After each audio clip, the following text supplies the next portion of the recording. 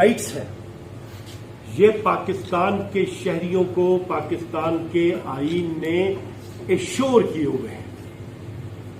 پاکستان کا آئین بنا ہی فنڈامنٹل رائٹس کی سیکیورٹی فراہم کرنے کے لیے ہے.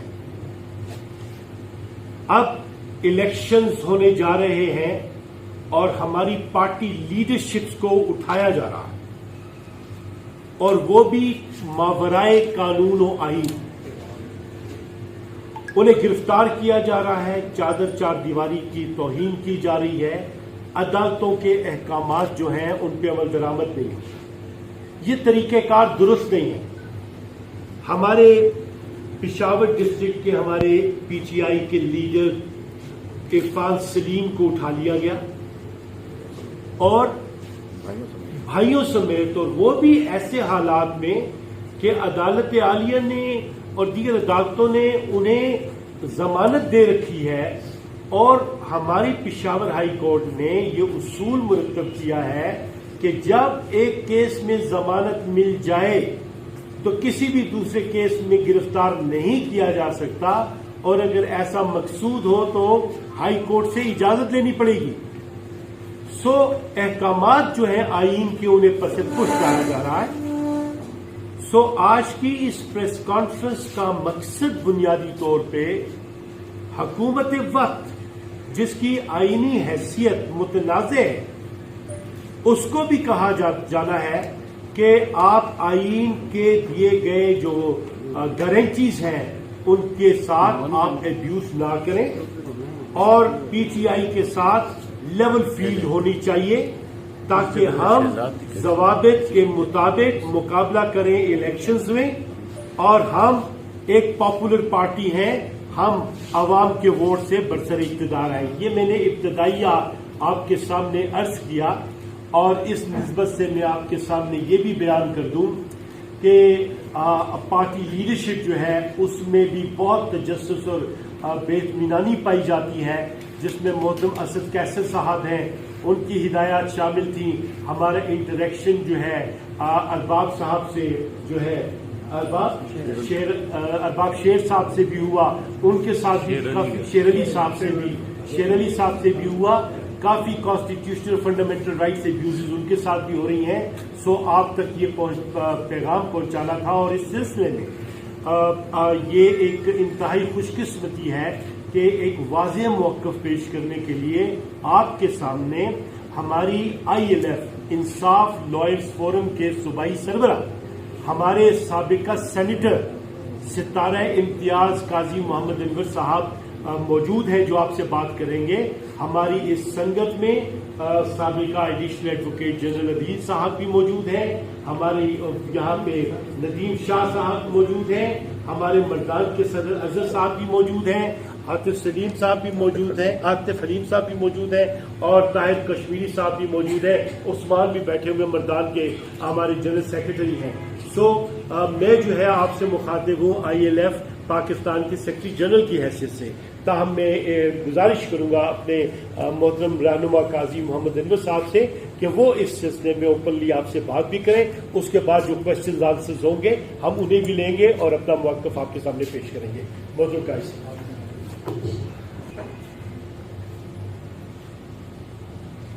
یہ لوگوں کے گھروں کی چار دیواری کی بے عزتی, یہ ایک سیاسی پارٹی کو ہدف بنانا, دیوار سے لگا دینا, ایک سیاسی پارٹی کے لیڈر کو انتقام کا نشانہ بنانا, اور پھر دیکھنا کہ کوئی کیس اس مملکت خداداد پاکستان میں کسی جگہ کوئی کیس گمنام ہو جس میں ابھی ملزموں کی تلاش ہو, تو کہتے ہیں ہمارے پاس سب سے بڑا ملزم عمران خان موجود ہے, اس کا نام ڈال. یہ سلسلہ کب تک چلے گا مجھے پتہ نہیں. آج بھی کوہاٹ میں پرویز خٹک صاحب کا جلسہ ہے, اور اس کے یہ جو پکڑ دھکڑ کرو, یہ ایک کرنل صاحب, ایک میجر صاحب, ایک کپتان صاحب کی ڈیوٹی. مجھے یہ سمجھ میں نہیں آتی کہ ایک سیاسی پارٹی بنانا اور پھر اس کے جلسے کو کامیاب کرنا کب سے ISI کی ذمہ داری ہوئی، اور ان کو شاید اس بات کا احساس نہیں کہ اس سے کتنی بدنامی ہو رہی ہے۔ اس پکڑ دکڑ تو حکومت اور پولیس کرتی ہو، اور کچھ سادے سفید کپڑوں میں کچھ لوگ ہوتے ہیں جن کو یہ کہتے ہیں کہ یہ ISI والے، ہمیں نہیں پتا ISI والے ہوتے ہیں یا نہیں ہوتے، لیکن جو بھی ظلم زیادتی ہوتی ہے اس کو بتایا جاتا ہے کہ یہ ہم ISI کے کہنے پہ کر رہے ہیں یا ہم فوج کے کہنے پہ کر رہے ہیں۔ اس سے نفرتیں اور خلیج عوام اور فوج کے درمیان پیدا ہو رہی ہے۔ مجھے پتہ نہیں کہ کیا اسٹیبلشمنٹ اس بات سے خبردار ہے یا نہیں کہ وہ اپنے ہی لوگوں کو اپنے خلاف کرتے جا رہے ہیں، وہ اپنے ہی لوگوں کی پکڑ دکڑ میں ملوث نظر آتے ہیں۔ ایسا نہیں ہونا چاہیے، یہ بہت خطرناک کھیل ہے۔ سیاسی پارٹیاں دیوار سے لگانے سے بھی ختم نہیں ہوگی، پاکستان کی تاریخ میں آپ دیکھ رہے ہیں، بلکہ جتنا آپ دبائیں گے فطرت کا ایک قانون ہے کہ اس کی مقبولیت میں اتنا ہی اضافہ ہوگا۔ جتنا آپ کسی پہ ظلم کریں گے، انسانیت کی فطرت ہے، اس کی جبلت ہے کہ وہ مظلوم کے ساتھ ہوتا ہے۔ نتیجہ یہ ہے، آپ نے جنہوں نے یہ بھی دیکھا ہوگا کہ ابھی 2 دن پہلے آپ نے عمران خان کو 15 گاڑیوں کے اسکواڈ میں، جس میں 2 بختر بند تھی، رات کے 9 بجے اٹک جیل سے روانہ کیا۔ راستے میں لوگوں کو کس نے اطلاع دی، کیسے لوگ باہر نکل کے آئے، انہوں نے عمران خان پہ پھولوں کی پتیاں نچھاور کی اڈیالہ جیل تک، اور یہ فیس بک پہ موجود ہے۔ تو اس کو کسی ٹی وی میں نہ آئے، کسی اخبار میں نہ آئے، بے شک نہ آئے، لوگوں کے سینوں سے ملتے ہیں، لوگوں کے جذبات عام ایک جیسے ہوتے ہیں۔ یہ جو فطرت کا قانون ہے، یہ سب ہمارا نہیں ہے، یہ انسانیت کا ہے۔ یہ فطرت کا قانون یہ ہے کہ انسان ہر دور میں، ہر وقت اس کی حمایت کرتا ہے جو مظلوم ہوتا ہے۔ تو ظلم کی انتہا کرنے سے پہلے اس بات پہ بھی غور کر لیں کہ کہیں آپ اپنے یہ تو نفرت کو زیادہ نہیں کر رہے۔ آپ کو بھی پتا ہے کہ حکموں سے یہ چیزیں نہیں ہوتی ہیں۔ اگر آپ کو یاد ہو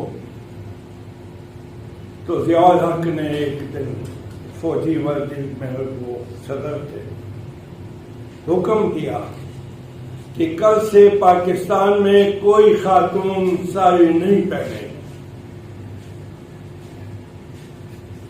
یہ حکم تھا، اور کیا ہوا کہ اسی شام الحمرہ میں اقبال بانو ساری باندھ کے گئیں، اور انہوں نے ساری باندھ کر فیض احمد فیض کی وہ مشہور غزل سنائی، اور بار بار سنائی، جس کے آخر میں تھا کہ اس وقت کا تمہیں بھی انتظار ہے، مجھے بھی انتظار ہے،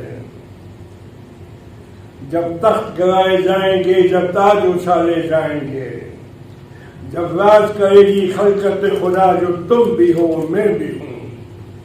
تو یہ لوگوں کا گانا بن گیا۔ لاہور میں دوسرے دن ہر آدمی کہتا تھا کہ راج کرے گی خلق خدا، جو تم بھی ہو میں بھی ہوں، باقی ان کو بھول گیا تھا۔ تو مت کرو۔ کیا ہوا؟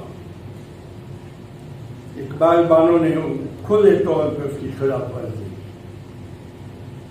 اور لوگوں کے جذبات نے مجبور کیا اس وقت کے عمل کو کہ وہ خاموشی اختیار کرے۔ یہ ایک اللہ کے فیصلے ہوتے ہیں، ایک انسان کے ہوتے ہیں۔ انسانی فیصلوں کو سب تک مت لے جاؤ جب اللہ کی حدود میں داخل ہو جاؤ۔ یہ اللہ نے فیصلہ کرنا ہے کہ اس ملک میں اس جمہور کو جو طاقت اللہ نے عطا کی ہے وہ اس سے کوئی نہیں چھین سکتا۔ ابھی آپ کو معظم بھٹ نے کہا کہ خدا بنانا چاہتے ہیں وہ سوچ لیں، اس سے پہلے بھی بہت آئے، بہتوں نے خدائی کا دعویٰ کیا، وہ کیا ہوئے، ان کا انجام کیا ہوا؟ ذرا سوچ لو، ضیاء الحق کہاں گیا، پرویز مشرف کہاں گیا، کیا ہوا؟ صرف وردی طاقت نہیں ہے، طاقت اللہ کی ہے، اور ڈرو اللہ سے، اور اللہ کی مخلوق پہ زیادتی مت کرو۔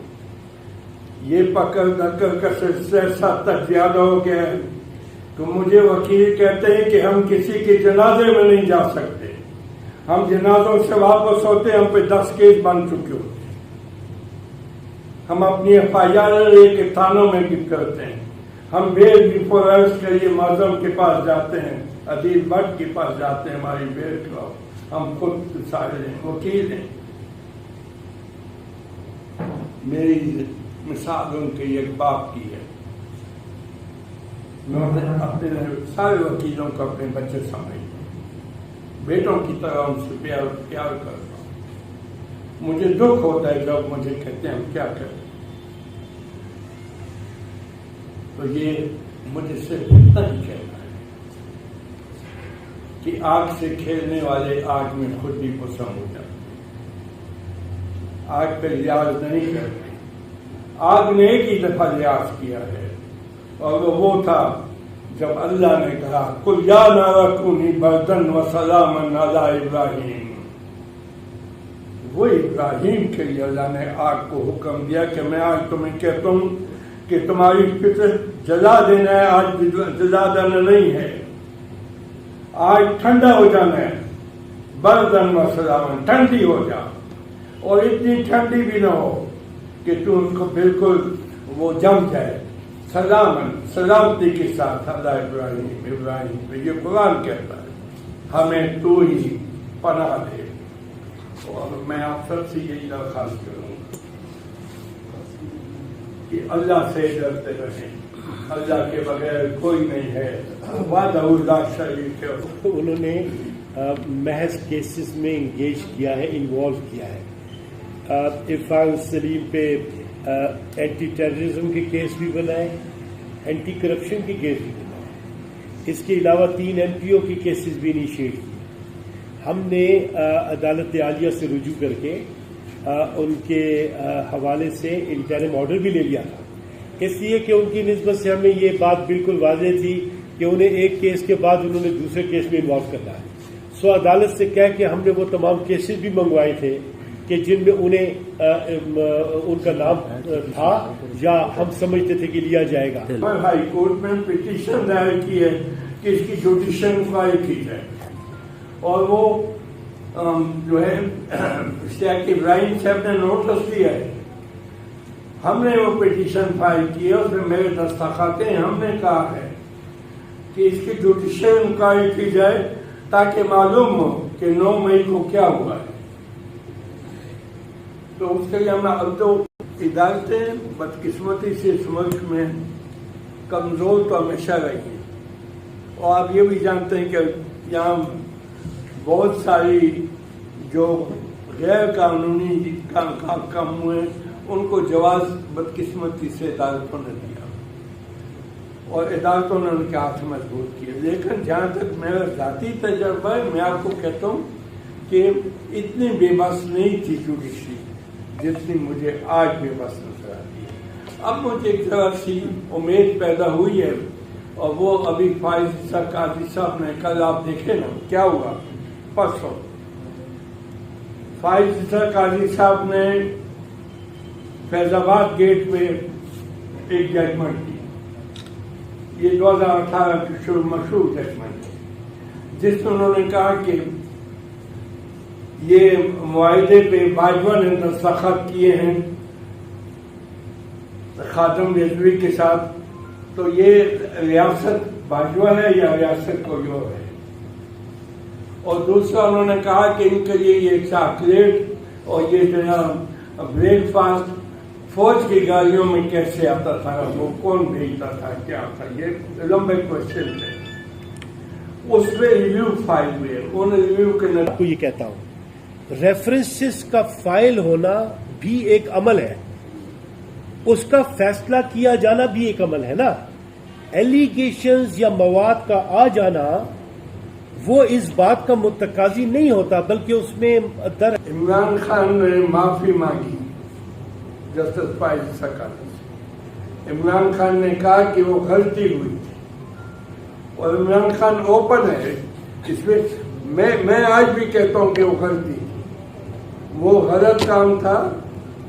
اور میں نے تو اس وقت بھی کہا تھا کہ یہ گواہ ہوں گے کہ فائز قاضی کے حق میں اور ان کی مخالفت میں جب وکیلوں کے دو گروہ بن گئے تھے تو میں فائز قاضی کے گروہ میں تھا. میں نے جہاں پہ پشاور ہائی کورٹ کے کنونشن میں ان کے حق میں تقریر میں بھی یہی کہا تھا کہ ایسا مت کرو. تو وہ آج بھی میں نے سے ہی آپ سے کہا کہ فائز قاضی سے عمران خان میں کم از کم اتنی اخلاقی ضرورت ہے کہ اس نے معافی مانگی اور پبلکلی مانگی، اوپن مانگی، اور اوپنلی کہا کہ یہ ریفرنس غلط تھا، غلطی ہوئی. اور انہوں نے یہ کہا کہ میں نے اس وقت کے وزیر قانون کے کہنے پہ کیا تھا، مجھ سے غلطی.